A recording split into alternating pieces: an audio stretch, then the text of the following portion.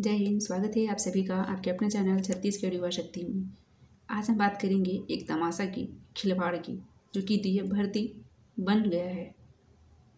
आज हम ये वीडियो नहीं बनाते, हम ये वीडियो 25 तारीख के बाद बनाने वाले थे, बट कई सारे युवा, कई सारे कैंडिडेट हमें मैसेज कर रहे थे कि मैम हम क्या सुन रहे हैं, फिजिकल होने वाला है, हमारा तैयारी तो फिर कमज़ोर हो गया है। तो आखिर ये कब तक चलते रहेगा? कभी सुनने में आता है फिजिकल होगा, कभी नहीं होगा, कभी इस डेट में होगा, कभी उस डेट में होगा।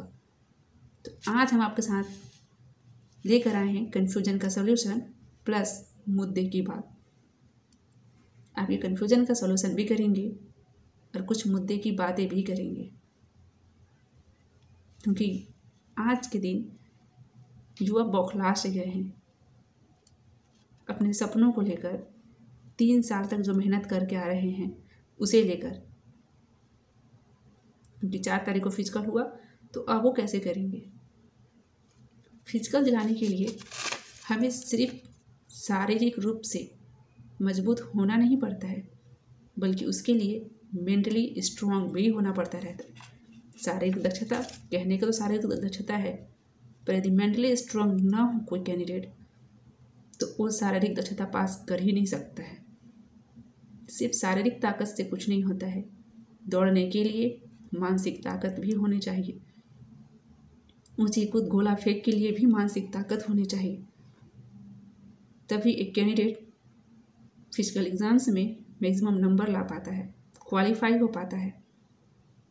लेकिन आज कैंडिडेट की मेंटली हालत इतनी कमज़ोर हो गई है कि ये बताने लायक नहीं है।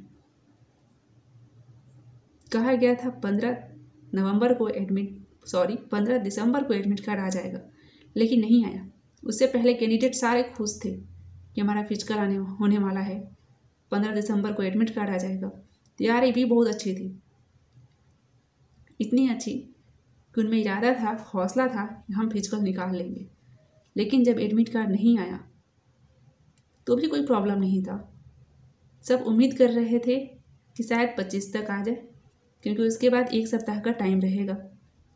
और हमने भी आप लोगों से कहा था कि 25 तक देख लेते हैं, एडमिट कार्ड आ सकता है, क्योंकि उस समय हम लोग में हौसला था, सारे कैंडिडेट में हौसला था कि एडमिट कार्ड आ जाएगा, तैयारी तो हमारी अच्छी चली रही है। लेकिन बीच में आ गया टेंडर नोटिस, और वह टेंडर नोटिस हमारे कैंडिडेट को मेंटली बहुत ही डिस्टर्ब कर दिया। टेंडर नोटिस से ऐसा लग रहा है, ऐसा लगा कि ये भर्ती नहीं होने वाला है, क्योंकि जब गवर्नमेंट के पास, पुलिस विभाग के पास जीप ही नहीं है, मशीन ही नहीं है जो हाइट वेट नापे, तो फिर कैसे फिजिकल होगा। ये आ गया था सारे कैंडिडेट के दिमाग में, और कई सारे यूट्यूब चैनल वाले भी ये बताए कि उम्मीद कम है, और सही भी है। जब ऐसे नोटिस आए तो उम्मीद तो कम ही हो जाते हैं कि फिजिकल होगा। तो हम आज बहुत ही ज़रूरी और बहुत ही बड़े मुद्दे उठाने वाले हैं, और चाहेंगे कि ये वीडियो हमारे नेताओं तक भी ज़रूर पहुँचे और वो भी इन बातों को सुने कि क्या हमारे राज्य के सभी नेतागण, अधिकारीगण जो कि विकास की बातें करते थे, न्याय की बातें करते थे, वे क्या अभी इस दुनिया में जीवित नहीं हैं? जो उन्हें ये अन्याय नहीं दिखाई दे रहा है, कोई इसके लिए सामने आकर खड़े नहीं हो रहा है कि ये गलत है। बार बार भर्ती को रद्द कर देना, डेट देकर उस डेट पे न कराना, ये कहाँ का न्याय है? और यदि ये मुद्दे सिर्फ कैंडिडेट क्यों हैं, सिर्फ ये लड़ाई एक बेरोजगार युवा की ही है, तो फिर उन नेताओं को, उन अधिकारियों को विकास की बात करने शोभा ही नहीं देती है।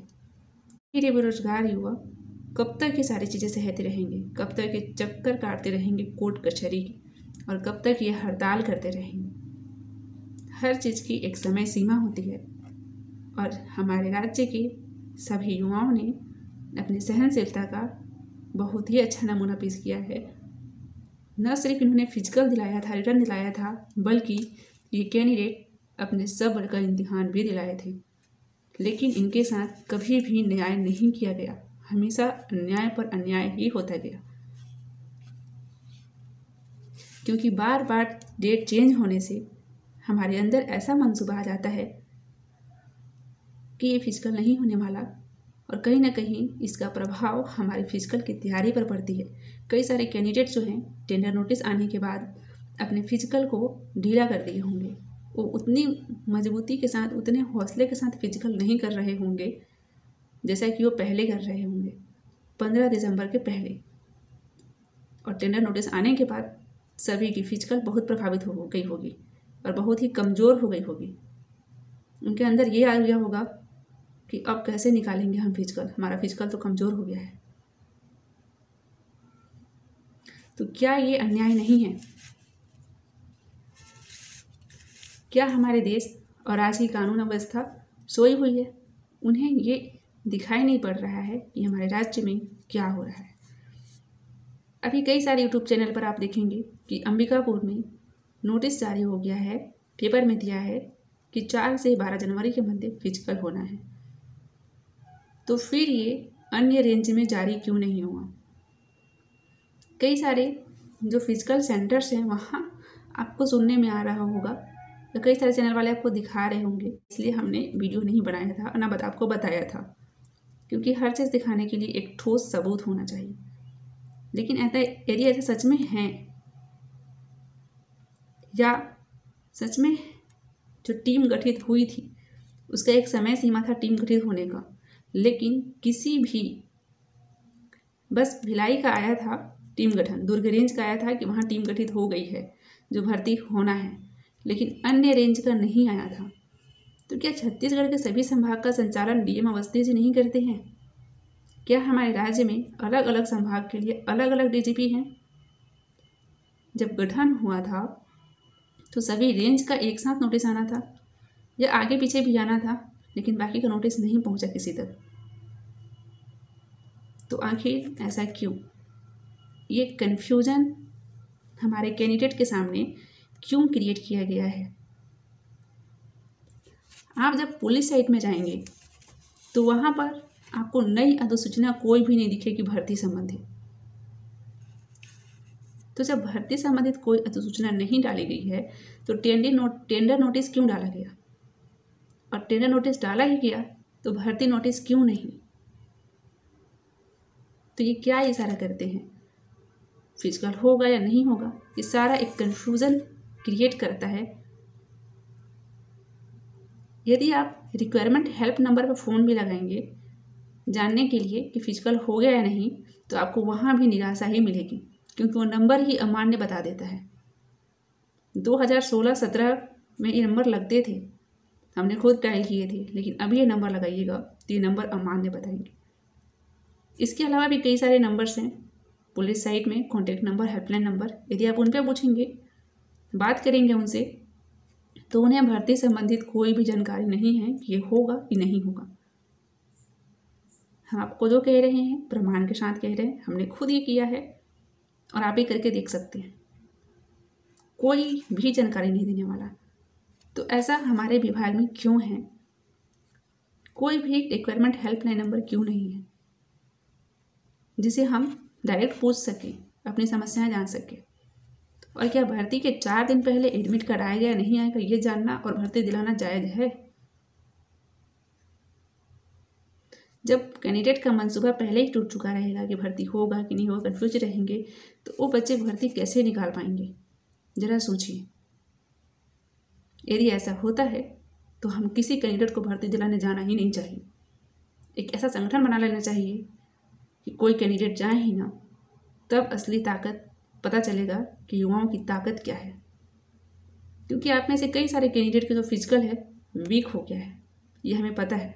कुछ ही कैंडिडेट होंगे, 25% 20% ही होंगे जो फिजिकल अच्छे होगा उसका, लेकिन बाकी का तो वीक हो ही गया है। एक तो इतने कड़ाके की ठंडी की मौसम, ऊपर से बार बार डेट चेंज होना, टेंडर नोटिस आना, ये सारी चीज़ें सिर्फ एक गुमराह है, युवाओं के साथ तमाशा और खिलवाड़ है। इसलिए हम सब युवाओं को अब चुप नहीं बैठना चाहिए, कुछ ना कुछ ठोस कदम उठाना चाहिए। हमारे राज्य में, हमारे देश में एक ऐसा कानून होना चाहिए जो ऐसे नेताओं के मनमाने तरीकों पर लगाम लगा सके। और हम सबको आगे आना ही होगा। ऐसे मनमानियाँ होती रही, क्योंकि कहते हैं ना, अत्याचार को सहना अत्याचार को बढ़ावा देना है। वैसी इन तमाशों को सहना, इन सारी चीज़ों को सहना, गलतियों को सहना, गलतियों को बढ़ावा देना ही है। और जब आपके साथ ऐसा हो सकता है तो आपकी आने वाली पीढ़ी के साथ ही। लेकिन अब हम सबको ही एक मिसाल पेश करना होगा। फिलहाल तो आप फिजिकल की तैयारी करते रहिए, क्योंकि 25 जो है उसके बाद भी 1 सप्ताह का टाइम बचता है फिजिकल के लिए, तो कुछ भी हो सकता है। अब फिलहाल तो हम सब पावर में नहीं हैं, लेकिन हमारा भी टाइम जल्द आएगा और ये परिवर्तन भी जल्द होंगे। और हमारी हमेशा कोशिश रहेगी कि परिवर्तन यदि हम सब मिल के न कर सके तो हम तो अवश्य ही करेंगे। धन्यवाद।